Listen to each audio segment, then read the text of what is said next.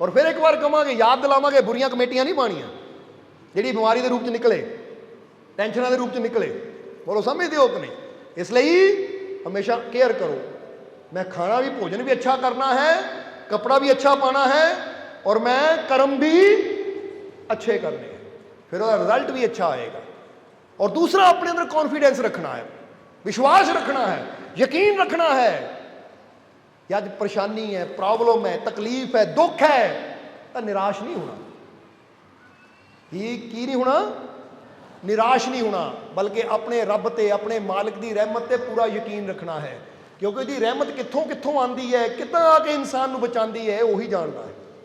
जिदा एक बड़ी प्यारी इत्थे एक सानू किस्सा याद आ गया कि एक बार ना एक निराश जिहा आदमी, उदास जिहा आदमी, परेशान जिहा आदमी रब नूं शिकायतां कर रहा सी, रब्बा काहदी जिंदगी है, ये काहदी जिंदगी तू मैनूं दित्ती है, इन्ना चंगा मौत ही दे दे, इन्नियां परेशानियां, इन्नियां तकलीफां, इन्ने दुख।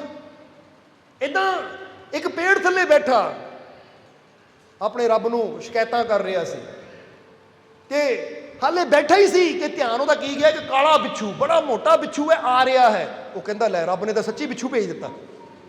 मैं कहा काहदी जिंदगी, इन्ना मौत दे दे, लगता उन्हें बिच्छू आके मैनूं डंक मारेगा तो मैनूं रब ने चक लेना है, क्योंकि बिच्छू का डंक बड़ा जहरीला होंदा है। हुण वो बिच्छू वाल देख रहा है, पर कहते बिच्छू आया और वो सामने दी इदां लंघ गया, बिच्छू ने उधर देखा तक नहीं, गर्दन तक नहीं हिलाई उधर। ये बड़ा हैरान होया, कमाल की गल है, ये बिच्छू ने मेरे वाल देखा तक नहीं, इदां ही लंघ गया, इदां लंघ गया जिद्दां बड़े जरूरी काम जा रहा होंदा किसे, कि देखने का भी टाइम है नहीं ये को कि मेरे देख भी सके। ये वो मन च बैठे बैठे की ख्याल आया कि एक बार देखा तो बिच्छू जाता कित्थे पिया है, इसका घर कित्थे है। कहते उठ के बिच्छू के मगर मगर तुर पिया। हुण चलदा गया बिच्छू, चलते चलते अगे एक नदी है, एक नदी है। हुण कहा जाता है कि हौली हौली नदी च पानी चल रहा है, बिच्छू जाके नदी के किनारे खड़ गया, भी देख रहा है। तो अचानक की देखिया इसने, एक पत्ता आया जिथे बिच्छू सी, ये कोल आया तो बिच्छू उत्ते चढ़ गया। पत्ता इदां बहंदा बहंदा बहंदा बहंदा तुर पिया। ये बड़ा हैरान होया, कहता पत्ता इदां है जिद्दां बिच्छू दे वास्ते नाव, बंदे वास्ते नाव आंदी, कश्ती आंदी, इदां कमाल दी गल है। आखिर पत्ते ते बह के कित्थे जाएगा। कहते ਉਹਦੇ अंदर बेसबरी जी हुई कि देखा तो सही, उन्हें भी नदी छाल मारी और तैरता होया जिधर पत्ता जा रहा सी मगर मगर चल पिया। थोड़ा अगे जाके देखा पत्ता बहंदा बहंदा बहंदा इदां ना दूजे किनारे वाल चला गया। दूजे किनारे पत्ता लगा तो बिच्छू उतर गया। ये भी बिच्छू नूं देखदा देखदा पत्ते का पिछा करता करता दूजे किनारे की तरफ चला गया। अगे देखिया कि बिच्छू फिर सीधा जा रहा है, ये भी मगर मगर मगर मगर जा रहा है। चलते चलते इन्हें की मंजर देखा कि अगे की देखा, एक आदमी सुता पिया है जंगल दे विच, पेड़ थले एक आदमी सुता पिया है। जो जा रहा है बिच्छू की तरफ, तो इन्हें कहा कि ये आदमी नूं कट्टण जा रहा है, पर जे कट्टना हुंदा तो मैनू कट लेना सी, क्योंकि आदमी नूं कट्टना हुंदा, मैं भी तो आदमी है। नदी पार करके पत्ते ते बह के इत्थे तक पहुंचा, कर की रहा हूँ, उस आदमी तरफ क्यों जा रहा है। हुण कहंदे की मंजर इन्हें देखा कि बिच्छू जा रहा है, वो आदमी सुता पिया है, तो सामने एक काला सप उसकी तरफ आ रहा है। जो काला सप उसकी तरफ आ रहा है, बिच्छू तेजी नाल गया और वो सप बंदे की तरफ जा रहा है। बिच्छू तेजी नाल गया, जाके बिच्छू ने सप नूं डंग मारिया। जो सप नूं डंग मारिया, सप तड़फना शुरू हो गया, क्योंकि सप के अंदर अपना जहर होंदा है। पर जो बिच्छू का जहर सप के जहर नाल मिल जाता है ना, तो सप वास्ते जानलेवा बन जाता है, क्योंकि जहर होर ज़्यादा खतरनाक हो जाता है। कहते सप उत्थे तड़फ के मर गया, बिच्छू एक पासे चला गया। वो बंदा देख के हैरान रह गया, कमाल की गल है, एक बंदा सुता पिया है, सप उन्होंने मारन आ रहा है, ये बिच्छू आया सप नूं डंक मारिया, सप तड़फ के मर गया और बिच्छू चला गया एड्डी दूरों। मैं सोच रहा सी किहड़ा जरूरी काम है, यही जरूरी काम सी, बंदे की जान बचानी सी। जरूर ये बंदा कोई रब दा वली है, जरूर ये बंदा कोई फकीर है, कोई रब दा प्यारा है कि जिहड़ा रब ने बिच्छू नूं भेजिया दी जान बचाने वास्ते। कहंदे वो जिहड़ा बंदा सुता पिया सी, इन्हां जाके उहदे पैर फड़ ले। बंदा उठिया, वो भाई मेरे पैर क्यों फड़ रहे हैं, की गल हो गई। वो कहंदा महाराज पहला दसो तुसीं वली हो, पीर हो, फकीर हो, कौन हो तुसीं, कौन हो तुसीं। तो उसलिए उन्हें कहा भाई ना मैं वली हाँ, ना मैं पीर है, ना मैं फकीर हाँ, पर तू मैनू क्यों पूछ रहा है। ਉਹਨਾਂ ਸਾਰੀ ਗੱਲ ਦੱਸੀ ਕਿ ਐਦਾਂ ਆਹ ਮੰਜ਼ਰ ਦੇਖਿਆ। ਫਿਰ ਕੌਣ ਹੋ ਤੁਸੀਂ ਦੱਸੋ? ਉਹ ਕਹਿੰਦਾ ਮੈਂ ਕੋਈ ਨਹੀਂ ਹੈ, ਮੈਂ ਆਪਣੇ ਰੱਬ ਦਾ ਸ਼ੁਕਰਗੁਜ਼ਾਰ ਬੰਦਾ ਹਾਂ। ਹਰ ਹਾਲਤ ਵਿੱਚ ਮੈਂ ਆਪਣੇ ਰੱਬ ਦਾ ਸ਼ੁਕਰ ਕਰਦਾ ਹਾਂ। ਹੁਣ ਜ਼ਰਾ ਗੌਰ ਕਰਨਾ ਕਿ ਜਿਹੜਾ ਹਰ ਹਾਲਤ ਵਿੱਚ ਰੱਬ ਦਾ ਸ਼ੁਕਰ ਕਰਦਾ ਹੈ, ਹੁਣ ਇਸ ਆਦਮੀ ਨੂੰ ਕੀ ਸਮਝ ਆਈ ਕਿ ਇਹ ਕਹਿੰਦਾ ਮੈਂ ਆਪਣੇ ਰੱਬ ਦਾ ਹਰ ਹਾਲਤ ਵਿੱਚ ਸ਼ੁਕਰ ਕਰਦਾ ਹਾਂ। ਉਹ ਆਪਣੇ ਬੰਦੇ ਦੇ ਸ਼ੁਕਰਗੁਜ਼ਾਰ ਬੰਦੇ ਦੀ ਹਿਫਾਜ਼ਤ ਕਰਨ ਵਾਸਤੇ ਉਹ ਰੱਬ ਕੀ ਕੀ ਕਰਦਾ ਹੈ, ਇਹਨੂੰ ਪਤਾ ਵੀ ਨਹੀਂ ਲੱਗਾ। ਇਹ ਸੁੱਤਾ ਪਿਆ ਹੈ, ਕਿੱਥੋਂ ਬਿੱਛੂ ਆਇਆ, ਕਿੱਦਾਂ ਨਦੀ ਪਾਰ ਕੀਤੀ, ਕਿੱਦਾਂ ਸੱਪ ਨੂੰ ਡੰਗ ਮਾਰਿਆ, ਕਿੱਦਾਂ ਸੱਪ ਤੋਂ ਬਚਾਇਆ, ਤੇ ਇਹਨੂੰ ਪਤਾ ਵੀ ਨਹੀਂ ਲੱਗਿਆ ਉਹਦੀ ਰਹਿਮਤ ਕਿੱਡੀ ਵੱਡੀ ਇਸ ਤੇ ਹੋਈ। ਇਹਨੂੰ ਪਤਾ ਵੀ ਨਹੀਂ ਲੱਗਾ। ਵਾਹ ਰੱਬਾ, ਇਦਾਂ ਤੇਰੀ ਰਹਿਮਤ ਕੰਮ ਕਰਦੀ ਹੈ, ਇਦਾਂ ਤੇਰੀ ਕਿਰਪਾ ਕੰਮ ਕਰਦੀ ਹੈ ਕਿ ਤੂੰ ਬਚਾਉਂਦਾ ਵੀ ਆਪਣੇ ਸ਼ੁਕਰਗੁਜ਼ਾਰ ਬੰਦਿਆਂ ਨੂੰ ਤਾਂ ਉਹਨਾਂ ਨੂੰ ਪਤਾ ਵੀ ਨਹੀਂ ਲੱਗਣ ਦਿੰਦਾ। ਰੱਬਾ ਮੈਨੂੰ ਮਾਫ ਕਰ ਦੇ, ਜਿਹੜਾ ਮੈਂ ਸ਼ਿਕਵੇ ਸ਼ਿਕਾਇਤਾਂ ਕਰ ਰਿਹਾ ਸੀ ਨਾ, ਕਾਹਦੀ ਜ਼ਿੰਦਗੀ, ਕੀ ਜ਼ਿੰਦਗੀ, ਹੁਣ ਪਤਾ ਲੱਗ ਗਿਆ ਕਿ ਜਿਹੜਾ ਆਪਣੇ ਰੱਬ ਦਾ ਹਰ ਹਾਲਤ ਵਿੱਚ ਸ਼ੁਕਰ ਕਰਦਾ, ਕਿੱਦਾਂ ਰੱਬ ਉਹਦੀ ਹਰ ਜਗ੍ਹਾ ਰਕਸ਼ਾ ਕਰਦਾ। ਯਾਦ ਰੱਖੋ, ਇਹਨੇ ਤੁਸੀਂ ਵੀ ਇਹ ਸਮਝਣਾ ਹੈ, ਇਹ ਕਿੱਸਾ ਕੋਈ ਕਹਾਣੀ ਨਹੀਂ ਹੈ। ਜ਼ਰਾ ਸਮਝਣਾ, ਇਹ ਸੱਚੇ ਵਾਕਿਆ ਹੈ ਜੀਵਨ ਦੇ, ਕਿ ਜਿਨ੍ਹਾਂ ਤੋਂ ਸਿੱਖਿਆ ਲੈ ਕੇ ਅਸੀਂ ਇਹ ਸਮਝ ਸਕਦੇ ਹਾਂ ਕਿ ਜੋ ਹਰ ਹਾਲਤ ਵਿੱਚ ਆਪਣੇ ਰੱਬ ਦਾ ਸ਼ੁਕਰਾਨਾ ਕਰਦਾ, ਫਿਰ ਰੱਬ ਦੀਆਂ ਰਹਿਮਤਾਂ ਕਿੱਦਾਂ ਉਹਨੂੰ ਬਚਾਉਂਦੀਆਂ। ਬੰਦਾ ਘਰ ਸੁੱਤਾ ਪਿਆ ਹੁੰਦਾ, ਕਿਹੜੀ ਮੁਸੀਬਤ ਆ ਰਹੀ ਹੈ, ਔਰ ਕਿੱਦਾਂ ਉਹਦੀ ਰਹਿਮਤ ਉਹ ਟਾਲ ਦਿੰਦੀ ਹੈ, ਕਿੱਦਾਂ ਉਹਦੀ ਰਹਿਮਤ ਉਹਨੂੰ ਬਚਾ ਲੈਂਦੀ ਹੈ, ਬੰਦੇ ਨੂੰ ਪਤਾ ਵੀ ਨਹੀਂ ਲੱਗਦਾ। ਬੋਲੋ, ਹੁੰਦਾ ਕਿ ਨਹੀਂ? ਹੁਣ ਇਨਸਾਨ ਬੇਨਤੀ ਕਰ ਦਿੰਦਾ ਹੈ, ਪਰ ਕਿੱਦਾਂ ਉਹ ਰੱਬ ਦੀ ਰਹਿਮਤ ਉਹਦੇ ਅੰਦਰਲੇ ਦੁੱਖ ਨੂੰ ਦੂਰ ਕਰਦੀ ਹੈ, ਕਿੱਦਾਂ ਉਹ ਰੱਬ ਦੀ ਰਹਿਮਤ ਉਹਦੀਆਂ ਖਾਲੀ ਝੋਲੀਆਂ ਨੂੰ ਭਰਦੀ ਹੈ, ਬੰਦੇ ਨੂੰ ਉਹਦਾ ਪਤਾ ਨਹੀਂ ਲੱਗਦਾ। ਔਰ ਉਹਦੀ ਰਹਿਮਤ ਆਪਣਾ ਕੰਮ ਕਰਦੀ ਜਾ ਰਹੀ ਹੈ, ਕਰਦੀ ਜਾ ਰਹੀ ਹੈ। ਉਹਦੇ ਜੀਵਨ ਦੀਆਂ ਪਰੇਸ਼ਾਨੀਆਂ ਹੌਲੀ ਹੌਲੀ ਦੂਰ ਹੁੰਦੀਆਂ ਜਾ ਰਹੀਆਂ ਹੈ, ਉਹਦੇ ਜੀਵਨ 'ਚ ਖੁਸ਼ੀਆਂ ਆ ਰਹੀਆਂ, ਜਿੱਦਾਂ ਇੱਕ ਪੌਦਾ ਹੌਲੀ ਹੌਲੀ ਵੱਧਦਾ ਜਾ ਰਿਹਾ ਹੈ, ਹੌਲੀ ਹੌਲੀ ਉਹਦੇ ਅੰਦਰੋਂ ਫੁੱਲ ਨਿਕਲ ਰਹੇ ਹੈ, ਹੌਲੀ ਹੌਲੀ ਉਹਦੇ ਉੱਪਰ ਫਲ ਆ ਰਹੇ ਹੈ, ਔਰ ਦੇਖਣ ਵਾਲੇ ਨੂੰ ਪਤਾ ਵੀ ਨਹੀਂ ਲੱਗਦਾ। ਬੋਲੋ, ਸਮਝਦੇ ਹੋ ਕਿ ਨਹੀਂ? ਅੱਜ ਤੁਸੀਂ ਗੁਲਾਬ ਦਾ ਪੌਦਾ ਦੇਖ ਲਓ, ਅੱਜ ਤੁਸੀਂ ਦੇਖਦੇ ਹੋ ਪੌਦਾ ਖਾਲੀ ਹੈ, ਕੱਲ ਨੂੰ ਤੁਸੀਂ ਦੇਖਦੇ ਹੋ ਉੱਤੇ ਡੋਡੀ ਨਿਕਲੀ ਹੋਈ ਹੈ, ਉੱਤੇ ਗੁਲਾਬ ਦਾ ਫੁੱਲ ਹੈ। ਹੁਣ ਕਿੱਦਾਂ ਹੌਲੀ ਹੌਲੀ ਕੁਦਰਤ ਨੇ ਉਹ ਫੁੱਲ ਪੈਦਾ ਕਰ ਦਿੱਤਾ, ਬੰਦੇ ਨੂੰ ਪਤਾ ਵੀ ਨਹੀਂ ਲੱਗਣ ਦਿੱਤਾ। ਇਦਾਂ ਹੀ ਸੋਚੋ, ਜੇ ਅੱਜ ਮੇਰੇ ਜੀਵਨ 'ਚ ਮੁਸੀਬਤ ਹੈ, ਅੱਜ ਮੇਰੇ ਜੀਵਨ 'ਚ ਤਕਲੀਫ ਹੈ, ਪਰ ਮੈਨੂੰ ਆਪਣੇ ਰੱਬ ਤੇ ਪੂਰਾ ਭਰੋਸਾ ਹੈ, ਮੈਂ ਆਪਣੇ ਰੱਬ ਦਾ ਹਰ ਹਾਲਤ ਵਿੱਚ ਸ਼ੁਕਰ ਕਰਦਾ ਹਾਂ, ਤਾਂ ਉਹਦੀ ਰਹਿਮਤ ਨੇ ਕਿੱਦਾਂ ਹੌਲੀ ਹੌਲੀ ਖੁਸ਼ੀਆਂ ਦੇ ਫੁੱਲ ਸਾਡੇ ਜੀਵਨ 'ਚ ਖਿਲਾ ਦੇਣੇ ਹੈ, ਇਹਦਾ ਬੰਦੇ ਨੂੰ ਪਤਾ ਵੀ ਨਹੀਂ ਲੱਗਣਾ, ਕਿਉਂਕਿ ਉਹਦੀ ਰਹਿਮਤ ਆਪਣਾ ਅਸਰ ਕਰਦੀ ਹੈ। ਔਰ ਫਿਰ ਪਤਾ ਕਦੋਂ ਲੱਗਦਾ? ਜਦੋਂ ਅਸਰ ਦੇਖਣ 'ਚ ਨਜ਼ਰ ਆਉਂਦਾ ਹੈ ਕਿ ਹਾਂ ਬਈ ਇਹ ਰਹਿਮਤ ਹੋ ਗਈ। ਪਰ ਕਿੱਦਾਂ ਹੋ ਰਹੀ ਹੈ, ਇਹ ਬੰਦੇ ਨੂੰ ਪਤਾ ਵੀ ਨਹੀਂ ਲੱਗਣ ਦਿੰਦੀ ਉਹਦੀ ਰਹਿਮਤ। ਇਸ ਲਈ ਕਿਹਾ ਜਾਂਦਾ, ਵਿਸ਼ਵਾਸ ਰੱਖੋ ਆਪਣੇ ਮਾਲਿਕ ਤੇ, ਵਿਸ਼ਵਾਸ ਰੱਖੋ ਆਪਣੇ ਉਹ ਪ੍ਰਭੂ ਤੇ, ਕਿ ਜਿਹੜਾ ਕੀੜੇ ਮਕੌੜਿਆਂ ਦੀ ਵੀ ਫਿਕਰ ਕਰਦਾ ਹੈ, ਉਹ ਤੁਹਾਡੀ ਫਿਕਰ ਵੀ ਜ਼ਰੂਰ ਕਰੇਗਾ। ਸਮਝ ਆ ਰਹੀ ਕਿ ਨਹੀਂ?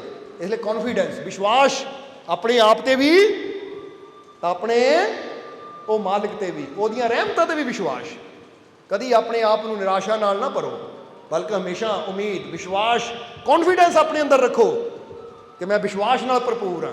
ਜੇ ਅੱਜ ਮੇਰੇ ਜੀਵਨ 'ਚ ਦੁੱਖ ਹੈ, ਮੈਨੂੰ ਪੂਰਾ ਵਿਸ਼ਵਾਸ ਹੈ ਖੁਸ਼ੀਆਂ ਆਉਣਗੀਆਂ, ਮੈਨੂੰ ਕਾਮਯਾਬੀ ਜ਼ਰੂਰ ਮਿਲੇਗੀ। ਇਹ ਲਈ ਕੌਨਫੀਡੈਂਸ। ਔਰ ਤੀਸਰੀ ਸੀ ਕਿਹੜੀ ਹੈ? ਕਰੈਕਟਰ। ਸਮਝਦੇ ਹੋ ਕਿ ਨਹੀਂ? ਆਪਣਾ ਕਰੈਕਟਰ, ਕਰੈਕਟਰ ਕਹਿੰਦੇ ਚਰਿੱਤਰ ਨੂੰ, ਆਪਣਾ ਚਰਿੱਤਰ ਸਾਫ਼ ਰੱਖੋ। ਕਿਉਂਕਿ ਕਈ ਵਾਰ ਬੰਦੇ ਨੂੰ ਕੌਨਫੀਡੈਂਸ ਬਹੁਤ ਹੁੰਦਾ, ਪਰ ਉਹ ਕੌਨਫੀਡੈਂਸ ਬੁਰਾਈ ਤੇ ਹੁੰਦਾ, ਬੁਰੇ ਤੇ ਹੁੰਦਾ। ਲੈ ਮੈਂ ਉਹਦਾ ਸਿਰ ਭੰਨ ਕੇ ਦਿਖਾ ਦੂੰ, ਜਾਂ ਮੈਂ ਉਹਨਾਂ ਨੱਕ ਤੋੜ ਕੇ ਦਿਖਾ ਦੂੰ, ਜਾਂ ਮੈਂ 10 ਬੰਦਿਆਂ ਨੂੰ ਇਕੱਲਾ ਮਾਰ ਕੇ ਦਿਖਾ ਦੂੰ, ਇਹ ਵੀ ਕੌਨਫੀਡੈਂਸ ਹੁੰਦਾ, ਪਰ ਗਲਤ ਹੈ। ਸਮਝਦੇ ਹੋ ਕਿ ਨਹੀਂ? ਕਈ ਵਾਰ ਬੰਦਾ ਬੁਰਾਈ ਦਾ ਵੀ ਕੌਨਫੀਡੈਂਸ ਲੈ ਕੇ ਬੈਠਾ ਹੁੰਦਾ ਹੈ ਕਿ ਲੈ ਵੀ ਮੈਂ ਤਾਂ ਇੱਦਾਂ ਕਰ ਦੂੰ, ਮੈਂ ਉੱਦਾਂ ਕਰ ਦੂੰ। ਹੁਣ ਇੱਕ ਬੰਦਾ ਕਹੇ ਲੈ ਪੂਰਾ ਯਕੀਨ ਆ, ਪੂਰੀ ਬੋਤਲ ਇਕੱਲਾ ਪੀ ਜਾਊਂ। ਭਾਈ ਪੀਲਾ ਕਾਹਦੀ ਬਹਾਦਰੀ, ਬਾਅਦ ਚੋਂ ਉਲਟੀਆਂ ਵੀ ਤੂੰ ਹੀ ਕਰਨੀਆਂ, ਸਿਹਤ ਵੀ ਤੇਰੀ ਖਰਾਬ ਹੋਣੀ ਹੈ। ਯਾਨੀ ਇੱਦਾਂ ਦਾ ਕੌਨਫੀਡੈਂਸ ਨਹੀਂ ਹੋਣਾ ਚਾਹੀਦਾ। ਜਿੰਨਾ ਕੇਅਰ, ਤਾਂ ਹੀ ਉਹਨਾਂ ਨੇ ਕਿਹਾ ਪਹਿਲੀ ਕੇਅਰ, ਦੂਜਾ ਕੌਨਫੀਡੈਂਸ।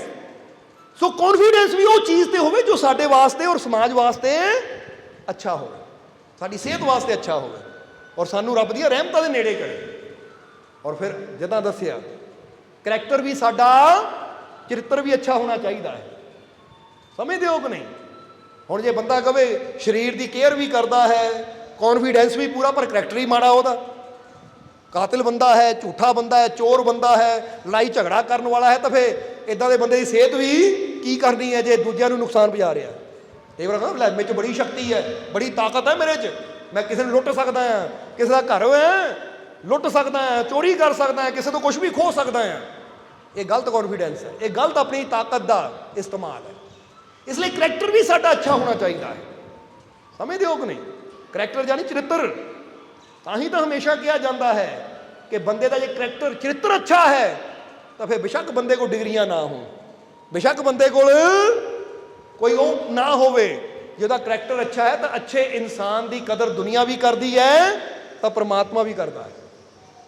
ਤਾਂ ਜੇ ਬੰਦੇ ਕੋਲ ਸਭ ਕੁਝ ਹੈ ਪਰ ਉਹਦਾ ਚਰਿੱਤਰ ਹੀ ਅੱਛਾ ਨਹੀਂ ਹੈ ਤਾਂ ਜ਼ਰਾ ਤੁਸੀਂ ਆਪ ਸੋਚੋ ਕਿ ਜਿਹਦਾ ਕਰੈਕਟਰ ਹੀ ਅੱਛਾ ਨਹੀਂ ਹੈ, ਚਰਿੱਤਰ ਹੀ ਅੱਛਾ ਨਹੀਂ ਹੈ, ਫਿਰ ਕਦੀ ਵੀ ਅਸੀਂ ਉਹਨੂੰ ਅੱਛਾ ਨਹੀਂ ਸਮਝਾਂਗੇ, ਉਹਨੂੰ ਪਿਆਰ ਨਹੀਂ ਕਰਾਂਗੇ ਅਸੀਂ।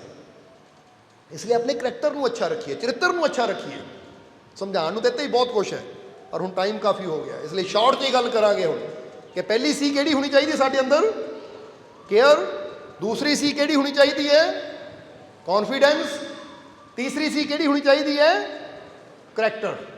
ਕਿ ਸਾਡਾ ਚਰਿੱਤਰ ਦਾ ਵੀ ਖਿਆਲ ਰੱਖੋ ਕਿ ਮੈਂ ਅੱਛਾ ਬੋਲਣਾ ਹੈ, ਅੱਛਾ ਦੇਖਣਾ ਹੈ, ਅੱਛਾ ਕਰਮ ਕਰਨਾ ਹੈ, ਤਾਂ ਕਿ ਸਭ ਦੀਆਂ ਨਜ਼ਰਾਂ 'ਚ ਅੱਛੀ ਛਵੀ ਬਣੇ, ਬੁਰੀ ਛਵੀ ਨਾ ਬਣੇ ਮੇਰੀ, ਕਿ ਐਵੇਂ ਲੜਦਾ ਫਿਰਾਂ, ਝਗੜਾ ਕਰਦਾ ਫਿਰਾਂ, ਗਾਲੀ ਗਲੋਚ ਕਰਦਾ ਫਿਰਾਂ, ਨਿੰਦਿਆ ਚੁਗਲੀ ਕਰਦਾ ਫਿਰਾਂ, ਤਾਂ ਫਿਰ ਇਹਨੂੰ ਅਸੀਂ ਕਹਾਂਗੇ ਗਲਤ ਕਰੈਕਟਰ, ਗਲਤ ਚਰਿੱਤਰ ਹੈ ਬੰਦੇ ਦਾ। ਇਸ ਲਈ ਆਪਣੇ ਕਰੈਕਟਰ ਦਾ ਵੀ ਖਿਆਲ ਰੱਖੋ। ਔਰ ਚੌਥੀ ਚੀਜ਼ ਜਿਹੜੀ ਹੈ ਕਿ ਕ੍ਰੀਏਟਿਵ ਬਣੋ। ਸਮਝਦੇ ਹੋ ਕਿ ਨਹੀਂ? ਕਿਹੜੀ ਹੈ? ਕ੍ਰੀਏਟਿਵ। ਕ੍ਰੀਏਟਿਵ ਦਾ ਮਤਲਬ ਤੁਸੀਂ ਸਮਝਦੇ ਹੀ ਹੋ, ਰਚਨਾਤਮਕਤਾ ਸਾਡੇ ਅੰਦਰ ਹੋਣੀ ਚਾਹੀਦੀ ਹੈ ਕਿ ਕਿਸੇ ਨਾ ਕਿਸੇ ਅੱਛੀ ਚੀਜ਼ ਦੀ ਵਾਸਤੇ ਹਮੇਸ਼ਾ ਸੋਚੋ ਕਿ ਮੈਂ ਕੀ ਅੱਛਾ ਕਰ ਸਕਦਾ ਹਾਂ। ਬੋਲੋ, ਸਮਝਦੇ ਹੋ ਕਿ ਨਹੀਂ? ਹੁਣ ਅੱਜ ਜਿਸ ਮਾਈਕ 'ਤੇ ਅਸੀਂ ਬੋਲ ਰਹੇ ਹਾਂ ਕਿਸੇ ਨੇ ਕ੍ਰੀਏਟ ਕੀਤਾ, ਕੋਈ ਕ੍ਰੀਏਟਿਵ ਮਾਈਂਡ ਸੀ ਜਿਹਨੇ ਇਹਦੇ ਬਾਰੇ ਸੋਚਿਆ ਕਿ ਇੱਕ ਮਾਈਕ ਬਣਾਉਣਾ ਹੈ ਕਿ ਬੰਦਾ ਇੱਦਾਂ ਬੋਲੇ ਤਾਂ ਦੂਰ ਤੱਕ ਆਵਾਜ਼ ਜਾਵੇ। ਅੱਜ ਕੈਮਰੇ ਹੈ, ਮੋਬਾਈਲ ਹੈ, ਇਹ ਕਿਹੜਾ ਬੰਦਾ ਬਣਾਉਂਦਾ ਹੈ ਜਿਹਦਾ ਦਿਮਾਗ ਕ੍ਰੀਏਟਿਵ ਹੋਵੇ, ਕੁਛ ਨਵਾਂ ਕਰਨ ਦੀ ਭਾਵਨਾ ਜਿਹਦੇ ਅੰਦਰ ਹੋਵੇ। ਬੋਲੋ, ਸਮਝਦੇ ਹੋ ਕਿ ਨਹੀਂ? ਹੁਣ ਇੱਕ ਇਨਸਾਨ ਦੇਖਿਆ ਹੈ, ਇੱਕ ਗੱਲ ਹੋਰ ਕਹਾਂਗੇ ਕਿ ਕ੍ਰੀਏਟੀਵਿਟੀ ਜਿਹੜੀ ਹੁੰਦੀ ਹੈ ਨਾ, ਇਹਦਾ ਉਮਰ ਨਾਲ ਕੋਈ ਲਿੰਕ ਨਹੀਂ ਹੁੰਦਾ। ਹੁਣ ਇੱਕ ਬੰਦੇ ਦੀ ਉਮਰ 50 ਸਾਲ ਹੈ, ਉਹ ਕਿਸੇ ਘਰ 'ਚ ਨੌਕਰ ਹੈ, ਉਹਨਾਂ ਸਵੇਰੇ ਉੱਠਣਾ, ਚਾਹ ਬਣਾਉਣੀ ਹੈ, ਰੋਟੀ ਬਣਾਉਣੀ ਹੈ, ਝਾੜੂ ਪੋਚਾ ਲਾਉਣਾ ਹੈ ਔਰ ਉਹਨਾਂ ਘਰ ਦਾ ਖਾਣਾ ਬਣਾਉਣਾ, ਬਰਤਨ ਮਾਂਜਣੇ ਆ, ਬਸ ਇਹੀ ਕੰਮ ਹੈ ਉਹਦਾ। ਹੁਣ ਉਹ 50 ਸਾਲ ਦਾ ਵੀ ਹੈ ਪਰ ਅਸੀਂ ਉਹਨੂੰ ਕਹਾਂਗੇ ਇਹ 50 ਸਾਲ ਦਾ ਹੋ ਕੇ ਵੀ ਕ੍ਰੀਏਟਿਵ ਨਹੀਂ ਹੈ, ਇਹ ਉੱਥੇ ਹੀ ਇੱਕੋ ਹੀ ਦਾਇਰੇ ਅੰਦਰ ਘੁੰਮ ਰਿਹਾ ਜਿਹਦਾ ਕੋਹਲੂ ਦਾ ਬੈਲ, ਕਿਉਂਕਿ ਇਹਨਾਂ ਉਹਨਾਂ ਨੇ ਕੰਮ ਕਰਨਾ ਹੈ। ਪਰ ਇੱਕ ਬੱਚਾ 12 ਸਾਲ ਦਾ, 14 ਸਾਲ ਦਾ ਕੁਝ ਨਵਾਂ ਇਨਵੈਂਸ਼ਨ ਕਰ ਰਿਹਾ ਹੈ, ਕੁਝ ਨਵਾਂ ਵਿਚਾਰ ਕਰ ਰਿਹਾ, ਤੇ ਇਹਦਾ ਮਤਲਬ ਹੈ ਇਹ 45-50 ਸਾਲ ਦੇ ਬੰਦੇ ਨਾਲੋਂ ਜ਼ਿਆਦਾ ਸਮਝਦਾਰ ਹੈ, ਕ੍ਰੀਏਟਿਵ। ਇਹ ਕੁਛ ਨਾ ਕੋਈ ਨਵਾਂ ਕ੍ਰੀਏਟ ਕਰ ਰਿਹਾ ਹੈ। ਤੁਸੀਂ ਬੈਠੇ ਬੈਠੇ ਸੋਚਿਆ ਕਰੋ ਕਿੱਦਾਂ ਮੈਂ ਕਿਸੇ ਨੂੰ ਖੁਸ਼ੀ ਦੇ ਸਕਦਾ, ਕਿੱਦਾਂ ਮੈਂ ਆਪ ਖੁਸ਼ ਰਹਿ ਸਕਦਾ ਹਾਂ, ਕਿੱਦਾਂ ਮੈਂ ਇੱਦਾਂ ਦਾ ਘਰ ਦਾ ਮਾਹੌਲ ਬਣਾ ਸਕਦਾ ਕਿ ਘਰ 'ਚ ਹਰ ਵੇਲੇ ਹੱਸੀ ਮੁਸਕਰਾਹਟ ਸ਼ਾਂਤੀ ਬਣੀ ਰਹੇ। ਆਪਣੀ ਸੋਚ ਨੂੰ ਅੱਛਾ ਰੱਖੋ, ਕ੍ਰੀਏਟਿਵ ਬਣੋ ਕਿ ਕੀ ਮੈਂ ਅੱਛਾ ਕਰ ਸਕਦਾ ਹਾਂ। ਸਮਝਦੇ ਹੋ ਕਿ ਨਹੀਂ? ਕਿਉਂਕਿ ਜੀਵਨ 'ਚ ਕਾਮਯਾਬ, ਜਿੱਦਾਂ ਦੱਸਿਆ ਕਿ ਉਹੀ ਕਾਮਯਾਬ ਹੋਣ ਵਾਲੇ ਆ ਜਿਨ੍ਹਾਂ ਦਾ ਮਾਈਂਡ ਕ੍ਰੀਏਟਿਵ ਹੋਵੇ। ਕ੍ਰੀਏਟੀਵਿਟੀ ਸਾਡੇ ਅੰਦਰ ਹੋਣੀ ਚਾਹੀਦੀ ਹੈ ਕਿ ਅਸੀਂ ਕੁਛ ਨਾ ਕੁਛ ਅੱਛਾ ਕਰੀਏ, ਕੁਛ ਨਾ ਕੁਛ ਅੱਛਾ ਸੋਚੀਏ ਕਿ ਜਿਹਦੇ ਨਾਲ ਸਮਾਜ ਦਾ ਭਲਾ ਹੋਵੇ, ਜਿਹਦੇ ਨਾਲ ਸਾਡੇ ਦੇਸ਼ ਦਾ ਭਲਾ ਹੋਵੇ ਜਾਂ ਦੁਨੀਆ ਦਾ ਭਲਾ ਹੋਵੇ। ਕਿਉਂਕਿ ਜਿਹੜਾ ਅੱਛਾ ਸੋਚਣ ਵਾਲਾ ਹੈ ਨਾ, ਉਹ ਫਿਰ ਜੋ ਵੀ ਅੱਛਾ ਕਰਦਾ ਉਹਦੇ ਨਾਲ ਸਿਰਫ ਆਪਣਾ ਪਰਿਵਾਰ ਨਹੀਂ, ਉਹ ਪੂਰੇ ਸੰਸਾਰ ਨੂੰ ਜੋੜ ਕੇ ਦੇਖਦਾ ਕਿ ਇਹਦਾ ਫਾਇਦਾ ਜਿਹੜਾ ਪੂਰਾ ਸੰਸਾਰ ਲਵੇ। ਤਾਂ ਹੀ ਤਾਂ ਜਿਨ੍ਹਾਂ ਨੇ ਵੀ ਕੋਈ ਨਵੀਂ ਇਨਵੈਂਸ਼ਨ ਕੀਤੀ, ਉਹਨਾਂ ਨੇ ਆਪਣੇ ਪਰਿਵਾਰ ਵਾਸਤੇ ਨਹੀਂ ਕੀਤੀ, ਪੂਰੇ ਸੰਸਾਰ ਵਾਸਤੇ ਕੀਤੀ ਕਿ ਨਹੀਂ? ਅੱਜ ਬੱਲਬ ਦਾ ਲਾਭ ਸਾਰੀ ਦੁਨੀਆ ਲੈ ਰਹੀ ਹੈ ਕਿਉਂਕਿ ਸਾਰੇ ਸੰਸਾਰ ਦੇ ਤੁਸੀਂ ਦੇਖੋ ਜੋ ਇਨਵੈਂਸ਼ਨ ਹੋਈ ਐਡੀਸਨ ਨੇ ਕੀਤੀ, ਪਰ ਲਾਭ ਸਾਰੇ ਲੈ ਰਹੇ। ਸੋ ਜੀਸਸ ਕ੍ਰਾਈਸਟ ਦੱਸਦੇ ਹੈ ਕਿ ਚੌਥੀ ਚੀਜ਼ ਸਾਡੇ ਅੰਦਰ ਹੋਣੀ ਚਾਹੀਦੀ ਹੈ ਕ੍ਰੀਏਟੀਵਿਟੀ, ਯਾਨੀ ਕ੍ਰੀਏਟਿਵ ਮਾਈਂਡ ਸਾਡਾ ਹੋਣਾ ਚਾਹੀਦਾ ਹੈ। ਤਾਂ ਹੀ ਤਾਂ ਕਿਹਾ ਜਾਂਦਾ ਖਾਲੀ ਮਨ ਸ਼ੈਤਾਨ ਦਾ ਘਰ। ਇਸ ਲਈ ਇਹਨੂੰ ਕਿਤੇ ਨਾ ਕਿਤੇ ਅੱਛਾਈ ਚ ਲਾਓ ਕਿ ਮੈਂ ਕੀ ਅੱਛਾ ਕਰਾਂ। ਤੁਸੀਂ ਬੈਠੇ ਬੈਠੇ ਕੁਝ ਅੱਛਾ ਸ਼ਬਦ ਲਿਖਦੇ ਹੋ, ਕੁਝ ਅੱਛਾ ਸ਼ੇਅਰ ਲਿਖਦੇ ਹੋ, ਕੋਈ ਅੱਛੀ ਪੇਂਟਿੰਗ ਬਣਾਉਂਦੇ ਹੋ, ਕ੍ਰੀਏਟੀਵਿਟੀ ਹੈ। ਤੁਸੀਂ ਬੈਠੇ ਬੈਠੇ ਕੋਈ ਅੱਛਾ ਹੋਰ ਸੋਚਦੇ ਹੋ, ਯਾਨੀ ਹਮੇਸ਼ਾ ਅੱਛਾ ਸੋਚੋ, ਆਪਣੀ ਸੋਚ ਨੂੰ ਅੱਛਾ ਰੱਖੋ, ਵਿਚਾਰਾਂ ਨੂੰ ਅੱਛਾ ਰੱਖੋ, ਕ੍ਰੀਏਟਿਵ ਬਣੋ ਕਿ ਮੈਂ ਬੁਰੀਆਂ ਸੋਚਾਂ ਨਹੀਂ ਆਪਣੇ ਅੰਦਰ ਆਉਣ ਦੇਣੀਆਂ, ਮੈਂ ਹਮੇਸ਼ਾ ਅੱਛੀ ਸੋਚ ਕ੍ਰੀਏਟ ਕਰਨੀ ਹੈ। ਕਿਉਂਕਿ ਇੱਕ ਗੱਲ ਹਮੇਸ਼ਾ ਯਾਦ ਰੱਖੋ, ਇੱਕ ਜ਼ਮੀਨ ਦਾ ਟੁਕੜਾ ਹੈ ਨਾ, ਅਗਰ ਉੱਥੇ ਫਲ ਫੁੱਲ ਉਗਾਣੇ ਆ ਤਾਂ ਸਾਨੂੰ ਉੱਥੇ ਕ੍ਰੀਏਟਿਵ ਬਣਨਾ ਹੀ ਪਏਗਾ, ਮਿਹਨਤ ਕਰਨੀ ਪੈਣੀ ਹੈ। ਤਾਂ ਜੇ ਉੱਥੇ ਕੁਛ ਨਾ ਕਰੀਏ, ਛੱਡ ਦਈਏ, ਤਾਂ ਘਾਸ ਫੂਸ ਹੀ ਉਗਣੀ ਹੈ, ਝਾੜੀਆਂ ਹੀ ਉਗਣੀਆਂ ਉੱਥੇ, ਔਰ ਉਹ ਘਾਸ ਫੂਸ ਸਾਡੇ ਕਿਸੇ ਕੰਮ ਦੀ ਨਹੀਂ ਹੈ। ਪਰ ਜੇ ਅਸੀਂ ਉੱਥੇ ਹਲ ਜਾਨੀ ਰੰਬੀ ਲੈ ਕੇ ਜਾਵਾਂਗੇ, ਖੁਦਾਈ ਕਰਾਂਗੇ, ਬੀਜ ਪਾਵਾਂਗੇ, ਪਾਣੀ ਦੇਵਾਂਗੇ, ਤਾਂ ਕੁਝ ਕ੍ਰੀਏਟ ਕਰਾਂਗੇ। ਕ੍ਰੀਏਟ ਦਾ ਮਤਲਬ ਹੈ ਉਹ ਚੀਜ਼ ਫਿਰ ਨਿਕਲੇਗੀ ਜੋ ਸਾਡੇ ਵਾਸਤੇ ਫਾਇਦੇਮੰਦ ਹੈ, ਜਿਹਨਾਂ ਸਾਨੂੰ ਖੁਸ਼ੀ ਮਿਲੇਗੀ। ਇਸ ਕਰਕੇ ਆਪਣੇ ਮਾਈਂਡ ਨੂੰ ਵਿਹਲਾ ਹੀ ਨਾ ਛੱਡੋ, ਕ੍ਰੀਏਟਿਵ ਬਣੋ, ਕੁਝ ਅੱਛਾ ਸੋਚੀਏ, ਆਪਣੇ ਮਾਲਕ ਦੀਆਂ ਰਹਿਮਤਾਂ ਬਾਰੇ ਸੋਚੀਏ, ਆਪਣੇ ਮਾਲਕ ਦੀਆਂ ਬਖਸ਼ਿਸ਼ਾਂ ਬਾਰੇ ਸੋਚੀਏ, ਕਿਉਂਕਿ ਜਿੱਧਰ ਸਾਡੀ ਸੋਚ ਜਾਏਗੀ, ਜਿੱਦਾਂ ਦੱਸਿਆ ਕਿ ਜਥਾ ਦ੍ਰਿਸ਼ਟੀ ਤਥਾ ਸ੍ਰਿਸ਼ਟੀ, ਜੈਸੀ ਸਾਡੀ ਸੋਚ ਹੋਣੀ ਹੈ ਇੱਦਾਂ ਦਾ ਅੱਗੇ ਨਜ਼ਰ ਆਉਣਾ ਸ਼ੁਰੂ ਹੋ ਜਾਣਾ। ਕਿਉਂਕਿ ਜੇ ਬਾਹਰਲੀ ਚੀਜ਼ ਦਾ ਅਸਰ ਅੰਦਰ ਸਾਡੇ ਹੋ ਸਕਦਾ, ਤਾਂ ਅੰਦਰ ਜੋ ਸੋਚਾਂਗੇ ਉਹਦਾ ਅਸਰ ਬਾਹਰ ਵੀ ਹੋਏਗਾ। ਸਮਝ ਆਈ ਕਿ ਨਹੀਂ? ਇਸ ਕਰਕੇ ਅੱਜ ਤੋਂ ਅੱਛਾ ਸੋਚੋ, ਸਮਝਦੇ ਹੋ?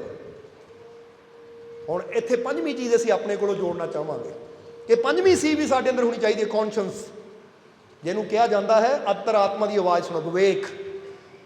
ਸਮਝਦੇ ਹੋ ਕਿ ਨਹੀਂ? ਕੌਨਸ਼ੀਅਸ, ਹਮੇਸ਼ਾ ਸਾਨੂੰ ਕੌਨਸ਼ੀਅਸ ਵੀ ਰਹਿਣਾ ਚਾਹੀਦਾ ਹੈ, ਵਿਵੇਕ ਸ਼ਕਤੀ ਦਾ ਪ੍ਰਯੋਗ ਕਰਨਾ ਚਾਹੀਦਾ, ਆਪਣੀ ਅੰਤਰਾਤਮਾ ਦੀ ਆਵਾਜ਼ ਵੀ ਸਾਨੂੰ ਨਾਲ ਨਾਲ ਸੁਣਨੀ ਚਾਹੀਦੀ ਕਿ ਮੇਰੇ ਅੰਦਰੋਂ ਆਵਾਜ਼ ਕੀ ਆ ਰਹੀ ਹੈ।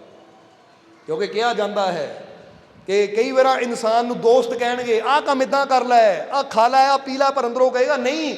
ਪਰ ਇਨਸਾਨ ਅੰਦਰ ਦੀ ਆਵਾਜ਼ ਨੂੰ ਦਬਾ ਕੇ ਬਾਹਰਲੀ ਆਵਾਜ਼ ਨੂੰ ਸੁਣਦਾ ਹੈ ਤਾਂ ਉਹਦਾ ਨੁਕਸਾਨ ਵੀ ਬੰਦੇ ਨੂੰ ਹਮੇਸ਼ਾ ਹੋ ਕੇ ਰਹਿੰਦਾ ਹੈ। ਇਸ ਲਈ ਵਿਵੇਕਾਨੰਦ ਨੂੰ ਵੀ ਵਿਵੇਕਾਨੰਦ ਇਸੇ ਲਈ ਕਿਹਾ ਗਿਆ, ਉਹਨਾਂ ਨੂੰ ਵਿਵੇਕਾਨੰਦ ਸ਼ਬਦ ਜਿਹੜਾ ਨਾਮ ਹੈ ਨਾ, ਉਹਨਾਂ ਦੇ ਗੁਰੂ ਨੇ ਦਿੱਤਾ ਸੀ। ਪਰ ਉਹ ਸਮਝਦੇ ਹੋ ਕਿ ਨਹੀਂ?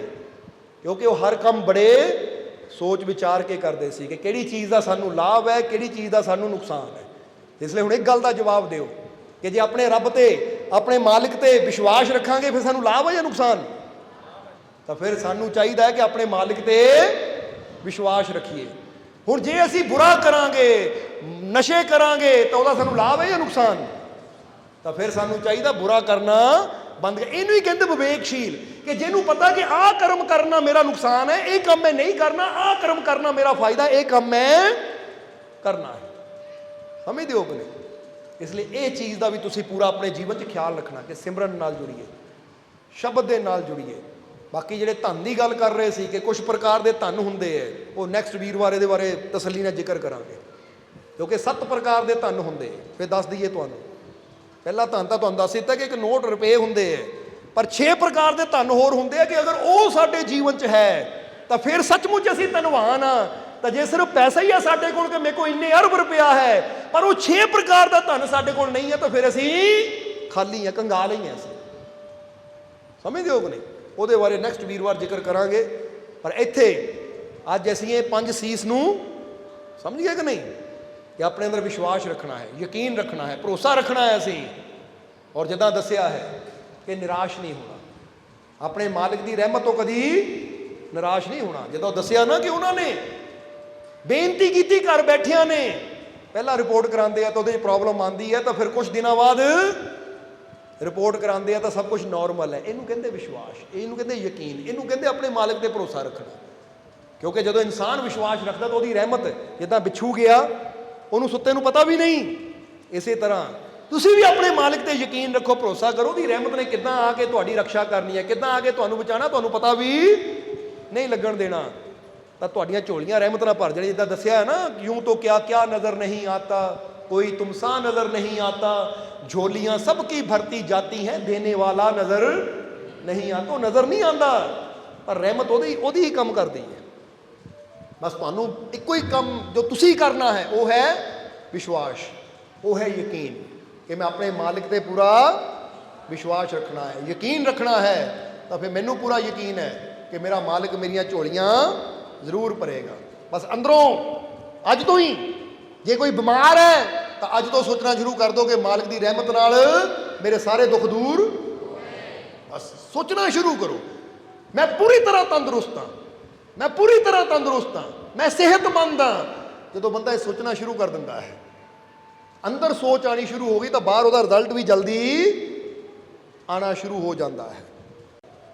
ਜੇ ਅੱਜ ਸਾਨੂੰ ਨਾਕਾਮੀ ਮਿਲ ਰਹੀ ਹੈ ਤਾਂ ਸੋਚੋ ਮੈਂ ਕਾਮਯਾਬ ਹਾਂ, ਮਾਲਿਕ ਦੀ ਰਹਿਮਤ ਨਾਲ ਮੈਂ ਕਾਮਯਾਬ ਹਾਂ। ਹੁਣ ਇਹ ਵੀ ਗੱਲ ਨਾਲ ਕਵਾਂਗੇ ਕਿ ਸਿਰਫ ਬੈਠ ਕੇ ਸੋਚਣਾ ਨਹੀਂ, ਨਾਲ ਨਾਲ ਕੋਸ਼ਿਸ਼ ਵੀ ਕਰਨੀ ਹੈ। ਸਮਝਦੇ ਹੋ ਕਿ ਨਹੀਂ? ਨਾਲ ਨਾਲ ਆਪਣਾ ਕੰਮ ਦੀ ਕੋਸ਼ਿਸ਼ ਕਰਨੀ ਹੈ, ਜੋ ਕਾਰੋਬਾਰ ਕਰ ਰਹੇ ਉਧਰ ਵੀ ਸਟੈਪ ਉਠਾਉਣਾ ਹੈ, ਤਾਂ ਫਿਰ ਕਾਮਯਾਬੀ ਵੀ ਜ਼ਰੂਰ ਤੁਹਾਨੂੰ ਮਿਲੇਗੀ, ਕਿਉਂਕਿ ਉਹਦੀ ਰਹਿਮਤ ਅਸੰਭਵ ਨੂੰ ਵੀ ਸੰਭਵ ਕਰ ਦਿੰਦੀ ਹੈ। ਬਸ ਉਸ 'ਤੇ ਯਕੀਨ ਹੋਣਾ ਚਾਹੀਦਾ। ਸੋ ਆਪਣੇ ਅੰਦਰ ਯਕੀਨ ਰੱਖੋ, ਵਿਸ਼ਵਾਸ ਰੱਖੋ, ਕਦੀ ਨਿਰਾਸ਼ ਨਹੀਂ ਹੋਣਾ, ਕਦੀ ਨਾ ਉਮੀਦ ਨਹੀਂ ਹੋਣਾ। ਕਿਉਂਕਿ ਦੁਨੀਆ ਤੁਹਾਡਾ ਸਾਥ ਦੇਵੇ ਨਾ ਦੇਵੇ, ਦੁਨੀਆ ਤੁਹਾਡੇ ਨਾਲ ਖੜੇ ਨਾ ਖੜੇ, ਪਰ ਇੱਕ ਤਾਕਤ ਐਸੀ ਹੈ ਜਿਹੜੀ ਹਰ ਵੇਲੇ ਤੁਹਾਡੇ ਨਾਲ ਹੈ, ਜਿਹਨੂੰ ਚਾਹ ਕੇ ਵੀ ਤੁਸੀਂ ਦੂਰ ਨਹੀਂ ਕਰ ਸਕਦੇ। ਔਰ ਉਹ ਰਹਿਮਤ, ਉਹ ਬਖਸ਼ਿਸ਼, ਉਹ ਮਾਲਿਕ ਦੀ ਕਿਰਪਾ, ਉਹ ਹਮੇਸ਼ਾ ਤੁਹਾਡੇ ਨਾਲ ਹੈ। ਬਸ ਉਹਨੂੰ ਹਾਸਲ ਕੀਤਾ ਜਾਂਦਾ ਹੈ ਵਿਸ਼ਵਾਸ ਦੇ ਨਾਲ, ਯਕੀਨ ਦੇ ਨਾਲ ਕਿ ਮੈਨੂੰ ਆਪਣੇ ਮਾਲਿਕ ਤੇ ਪੂਰਾ, ਮੈਨੂੰ ਆਪਣੇ ਮਾਲਿਕ ਤੇ ਪੂਰਾ, ਬਸ ਇਹ ਵਿਸ਼ਵਾਸ ਤੁਸੀਂ ਵੀ ਰੱਖਣਾ ਹੈ ਕਿ ਮੇਰਾ ਮਾਲਿਕ ਮੇਰੇ, ਮੇਰਾ ਮਾਲਿਕ ਮੇਰੇ, ਮੇਰਾ ਮਾਲਿਕ ਮੇਰੇ। ਬਸ ਇਹ ਵਿਸ਼ਵਾਸ ਔਰ ਇਹ ਭਾਵਨਾ ਕਿ ਮੈਂ ਇਕੱਲਾ ਨਹੀਂ ਹਾਂ, ਮੈਂ ਜੋ ਵੀ ਕਰ ਰਿਹਾ ਹਾਂ ਮੈਂ ਇਕੱਲਾ ਨਹੀਂ ਹਾਂ। ਜੇ ਦੁਨੀਆ ਕਹੇ ਨਾ ਉਹ ਇਕੱਲੇ ਨੇ ਤੂੰ ਕੀ ਕਰਨਾ ਹੈ, ਉਹ ਭਾਈ ਮੈਂ ਇਕੱਲਾ ਨਹੀਂ ਹਾਂ, ਮੇਰੇ ਨਾਲ ਸਭ ਤੋਂ ਬੜੀ ਸ਼ਕਤੀ ਹੈ ਉਹ ਮੇਰਾ ਮਾਲਿਕ ਜੋ ਮੇਰੇ ਰੋਮ ਰੋਮ 'ਚ ਸਮਾਇਆ ਹੋਇਆ ਹੈ। ਔਰ ਮੈਨੂੰ ਆਪਣੇ ਮਾਲਿਕ ਤੇ ਵਿਸ਼ਵਾਸ ਹੈ ਕਿ ਮੈਨੂੰ ਕਾਮਯਾਬੀ ਵੀ ਜ਼ਰੂਰ ਮਿਲੇਗੀ, ਮੇਰੀ ਝੋਲੀ ਖੁਸ਼ੀਆਂ ਨਾਲ ਵੀ ਜ਼ਰੂਰ ਭਰੇਗੀ, ਮੇਰੀ ਝੋਲੀ ਰਹਿਮਤਾਂ ਨਾਲ ਜ਼ਰੂਰ ਭਰੇਗੀ, ਕਿਉਂਕਿ ਰਹਿਮਤਾਂ ਦਾ ਭੰਡਾਰ, ਉਹ ਰਹਿਮਤਾਂ ਕਰਨ ਵਾਲਾ ਦਾਤਾ ਮੇਰੇ ਨਾਲ ਹੈ, ਤਾਂ ਮੈਨੂੰ ਕਾਹਦੀ ਕਮੀ ਹੈ। ਇਸ ਲਈ ਬਸ ਇਹ ਵਿਸ਼ਵਾਸ ਤੁਸੀਂ ਰੱਖਣਾ ਹੈ ਤਾਂ ਜੀਵਨ 'ਚ ਕਦੀ ਕੋਈ ਕਮੀ ਨਹੀਂ ਤੁਹਾਨੂੰ ਆਏਗੀ। ਜੇ ਅੱਜ ਕਮੀਆਂ ਹੈ ਵੀ, ਤੁਸੀਂ ਵਿਸ਼ਵਾਸ ਰੱਖਦੇ ਹੋ ਤਾਂ ਕਮੀਆਂ ਜਲਦੀ ਦੂਰ ਵੀ ਹੋ ਜਾਂਦੀਆਂ ਔਰ ਤੁਹਾਡਾ ਜੀਵਨ ਖੁਸ਼ੀਆਂ ਨਾਲ ਭਰਪੂਰ ਵੀ ਹੋ ਜਾਂਦਾ ਹੈ। ਇਸ ਲਈ ਕਹਿ ਦਿਓ ਕਿ ਮੈਨੂੰ ਆਪਣੇ ਮਾਲਿਕ ਤੇ ਪੂਰਾ, ਮੈਨੂੰ ਆਪਣੇ ਮਾਲਿਕ ਤੇ ਪੂਰਾ, ਮੈਨੂੰ ਆਪਣੇ ਮਾਲਿਕ ਤੇ ਪੂਰਾ, ਮੇਰੀਆਂ ਝੋਲੀਆਂ ਰਹਿਮਤਾਂ ਨਾਲ, ਮੇਰੀਆਂ ਝੋਲੀਆਂ ਰਹਿਮਤਾਂ ਨਾਲ, ਮੇਰੀਆਂ ਝੋਲੀਆਂ ਰਹਿਮਤਾਂ ਨਾਲ, ਮੇਰੀਆਂ ਝੋਲੀਆਂ ਖੁਸ਼ੀਆਂ ਨਾਲ, ਮੇਰੀਆਂ ਝੋਲੀਆਂ ਖੁਸ਼ੀਆਂ ਨਾਲ, ਮੇਰੀਆਂ ਝੋਲੀਆਂ ਖੁਸ਼ੀਆਂ ਨਾਲ। ਮੇਰਾ ਮਾਲਿਕ ਮੇਰੇ, ਮੇਰਾ ਮਾਲਿਕ ਮੇਰੇ, ਮੇਰਾ ਮਾਲਿਕ ਮੇਰੇ, ਮੇਰੇ ਸਾਰੇ ਦੁੱਖ ਦੂਰ, ਮੇਰੇ ਸਾਰੇ ਦੁੱਖ ਦੂਰ, ਮੇਰੇ ਸਾਰੇ ਦੁੱਖ ਦੂਰ। ਤਾਂ ਬਸ ਯਕੀਨ ਰੱਖਣਾ, ਪਰ ਹੋ ਵੀ ਸਮਝਣਾ, ਹੋ ਜਾਣਗੇ ਨਹੀਂ, ਹੋ ਗਏ। ਇਹ ਤਾਂ ਬੰਦਾ ਕਹਿੰਦਾ ਹੋ ਗਏ, ਰਹਿਮਤ ਹੈ ਮੇਰੇ ਤੇ, ਮੈਨੂੰ ਵਿਸ਼ਵਾਸ ਹੈ, ਕਿਉਂਕਿ ਉਹਨਾਂ ਕੋਈ ਬਾਹਰੋਂ ਥੋੜੀ ਕਰਨਾ, ਜੋ ਕਰਨਾ ਸਾਡੇ ਅੰਦਰੋਂ ਅੰਦਰੋਂ ਕਰਨਾ, ਕਿ ਪਤਾ ਵੀ ਨਹੀਂ ਲੱਗਣ ਦੇਣਾ ਔਰ ਕੰਮ ਵੀ ਹੋ ਜਾਣਾ ਹੈ। ਇਸ ਲਈ ਬਸ ਵਿਸ਼ਵਾਸ ਰੱਖੋ, ਯਕੀਨ ਰੱਖੋ, ਤਾਂ ਤੁਹਾਡਾ ਜੀਵਨ ਸਫਲ ਹੋ ਜਾਏਗਾ। ਕੋਈ ਕਮੀ, ਕੋਈ ਤੋੜ, ਕੋਈ ਘਾਟ ਨਹੀਂ ਤੁਹਾਨੂੰ ਰਹੇਗੀ। ਔਰ ਆਉਣ ਵਾਲਾ ਸਮਾਂ ਤੁਸੀਂ ਆਪ ਦੇਖੋਗੇ ਕਿ ਜੇ ਮੈਂ ਆਪਣੇ ਮਾਲਿਕ ਤੇ ਵਿਸ਼ਵਾਸ ਕੀਤਾ ਸੀ ਤਾਂ ਮਾਲਿਕ ਨੇ ਮੈਨੂੰ ਕਿੱਥੋਂ ਕਿੱਥੇ ਲਿਆਂਦਾ ਹੈ, ਕੱਖਾਂ ਤੋਂ ਲੱਖਾਂ ਤੱਕ ਲਿਆਂਦਾ ਹੈ, ਪਰੇਸ਼ਾਨੀਆਂ ਤੋਂ ਖੁਸ਼ੀਆਂ ਦੀ ਤਰਫ ਲਿਆਂਦਾ ਹੈ, ਬਿਮਾਰੀਆਂ ਤੋਂ ਤੰਦਰੁਸਤੀ ਦੀ ਤਰਫ ਲਿਆਂਦਾ ਹੈ। ਔਰ ਇਹ ਲਿਆਣਾ ਮੇਰੇ ਮਾਲਿਕ ਦਾ ਕਰਮ ਹੈ ਔਰ ਵਿਸ਼ਵਾਸ ਕਰਨਾ ਮੇਰਾ ਕੰਮ ਹੈ। ਮੈਂ ਵਿਸ਼ਵਾਸ ਕਰਨਾ ਤਾਂ ਉਹਦੀ ਰਹਿਮਤ ਆਪਣਾ ਕੰਮ ਜ਼ਰੂਰ ਕਰੇਗੀ। ਇਸ ਲਈ ਵਿਸ਼ਵਾਸ ਰੱਖੋ, ਹਰ ਕਦਮ ਤੇ ਤੁਹਾਡਾ ਮਾਲਿਕ ਤੁਹਾਡੇ ਨਾਲ ਹੈ। ਔਰ ਹੁਣ ਇਹਨਾਂ ਵਚਨਾਂ ਦੇ ਨਾਲ ਹੀ ਅਸੀਂ ਅੱਜ ਦੇ ਸਤਸੰਗ ਦੀ ਸਮਾਪਤੀ ਕਰਾਂਗੇ ਔਰ ਅੰਤ ਵਿੱਚ ਇਹੀ ਉਸ ਮਾਲਿਕ ਦੇ ਚਰਨਾਂ 'ਚ ਅਰਦਾਸ ਬੇਨਤੀ ਕਰਾਂਗੇ ਕਿ ਮਾਲਿਕ ਤੁਹਾਨੂੰ ਸਭ ਨੂੰ ਨਾਮ ਨਾਲ ਜੁੜਨ ਦੀ ਤਾਕਤ ਦੇਣ, ਤੁਹਾਨੂੰ ਸਭ ਨੂੰ ਨਾਮ ਜਪਣ ਦੀ ਤਾਕਤ ਦੇਣ, ਤੁਹਾਨੂੰ ਸੇਵਾ ਸਿਮਰਨ ਕਰਨ ਦਾ, ਨੇਕ ਮਾਰਗ ਤੇ ਚੱਲਣ ਦਾ ਮਾਲਿਕ ਬਲ ਬਖਸ਼ਣ, ਤੁਹਾਡੀਆਂ ਸਭ ਦੀਆਂ ਤਕਲੀਫਾਂ, ਦੁੱਖਾਂ, ਦਰਦਾਂ, ਪਰੇਸ਼ਾਨੀਆਂ ਨੂੰ ਮਾਲਿਕ ਦੂਰ ਕਰਨ ਔਰ ਤੁਹਾਡੇ ਸਭ ਦੇ ਅੰਦਰ ਇਹ ਜਿਹੜੀਆਂ ਸੀਜ਼ ਦਸੀਆਂ ਹੈ ਕਿ ਕੇਅਰ, ਕੌਨਫੀਡੈਂਸ, ਕ੍ਰੀਏਟੀਵਿਟੀ ਔਰ ਕਰੈਕਟਰ ਔਰ ਕੌਨਸ਼ਨੈਸ, ਇਹ ਸਭ ਹਰ ਚੀਜ਼ ਤੁਹਾਡੇ ਅੰਦਰ ਪੈਦਾ ਮਾਲਿਕ ਕਰਨ, ਤਾਂ ਕਿ ਆਉਣ ਵਾਲਾ ਸਮਾਂ ਤੁਹਾਡਾ ਕਾਮਯਾਬੀ, ਸਫਲਤਾ, ਖੁਸ਼ੀਆਂ ਭਰਿਆ ਹੋਵੇ। ਔਰ ਅੱਜ ਜਿੰਨੇ ਵੀ ਜੀਵ ਉਸ ਮਾਲਿਕ ਦੇ ਦਰ ਤੇ ਪਹੁੰਚੇ ਆ, ਹਾਜ਼ਰੀ ਲਗਾ ਰਹੇ ਆ, ਮਾਲਿਕ ਤੁਹਾਡੀ ਸਭ ਦੀ ਹਾਜ਼ਰੀ ਆਪਣੇ ਚਰਨਾਂ 'ਚ ਕਬੂਲ ਕਰਨ। ਔਰ ਬਹੁਤ ਜੀਵ ਐਸੇ ਹੈ ਜਿਹੜੇ ਅੱਜ ਮਾਲਿਕ ਦੇ ਨਾਮ ਦੀਆਂ ਨਿਆਜ਼ਾਂ ਵੀ ਲੈ ਕੇ ਆਏ ਹੈ। ਜੇ ਕੋਈ ਆਪਣੀ ਤਕਲੀਫ, ਦੁੱਖ ਦੀ ਨਿਆਜ਼ ਲੈ ਕੇ ਆਇਆ ਹੈ ਤਾਂ ਜਿਸ ਭਾਵਨਾ ਨਾਲ ਉਹ ਜੀਵ ਨਿਆਜ਼ ਲੈ ਕੇ ਆਇਆ ਹੈ, ਮਾਲਿਕ ਉਹਦੀ ਨਿਆਜ਼ ਨੂੰ ਕਬੂਲ ਕਰਨ, ਉਹਦੀ ਭਾਵਨਾ ਨੂੰ, ਉਹਦੀ ਕਾਮਨਾ ਨੂੰ ਮਾਲਿਕ ਪੂਰਾ ਕਰਨ, ਉਹਨੂੰ ਤੰਦਰੁਸਤੀ ਅਤਾ ਕਰਨ। ਔਰ ਜੇ ਕੋਈ ਜੀਵ ਅੱਜ ਖੁਸ਼ੀ ਦੀ ਨਿਆਜ਼ ਲੈ ਕੇ ਆਇਆ ਹੈ ਤਾਂ ਮਾਲਿਕ ਉਹਦੀ ਖੁਸ਼ੀਆਂ ਦੀ ਨਿਆਜ਼ ਨੂੰ ਵੀ ਕਬੂਲ ਕਰਨ ਔਰ ਉਹ ਜੀਵ ਦੀ ਝੋਲੀ 'ਚ ਇੰਨੀਆਂ ਖੁਸ਼ੀਆਂ ਪਾ ਦੇਣ ਕਿ ਉਹਨੂੰ ਫਰਿਆਦਾਂ ਕਰਨ ਦੀ ਕਦੀ ਲੋੜ ਹੀ ਨਾ ਰਵੇ। ਔਰ ਆਪਣੀ ਕਿਰਪਾ, ਦਇਆ, ਮਿਹਰ, ਰਹਿਮਤ, ਬਖਸ਼ਿਸ਼ ਹਮੇਸ਼ਾ ਮਾਲਿਕ ਤੁਹਾਡੇ ਤੇ ਬਣਾਏ ਰੱਖੇ। ਆਉਣ ਵਾਲਾ ਸਮਾਂ ਤੁਹਾਡੇ ਸਭ ਦੇ ਵਾਸਤੇ ਖੁਸ਼ੀਆਂ, ਕਾਮਯਾਬੀ, ਸਫਲਤਾ ਭਰਿਆ ਹੋਵੇ।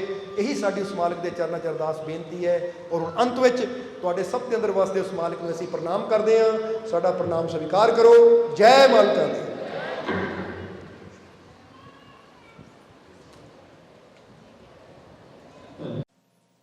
सब्सक्राइब कीजिए सर्व संध्या दरबार कांटिया शरीफ चैनल को और बेल आइकन दबाइए मालिक जी की लेटेस्ट सत्संग की वीडियो को सबसे पहले देखने के लिए।